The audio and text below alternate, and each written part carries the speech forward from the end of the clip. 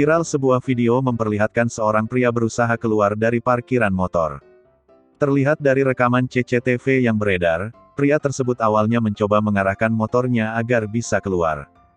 Namun, ia tetap tak bisa keluar. Ia malah menabrak motor yang ada di belakangnya. Tak hanya sekali menabrak motor tersebut tapi berkali-kali. Seakan motor tersebut menjadi penghalang dirinya tak bisa mengeluarkan motornya. Padahal masih ada jarak kosong yang memudahkan dirinya keluar dari parkiran. Namun ia berusaha keluar dengan menabrak satu motor di belakangnya. Video yang diunggah akun Instagram @faktaindo tersebut pun viral di media sosial. Banyak warganet yang beranggapan bahwa pria tersebut tak pandai mengendarai motor.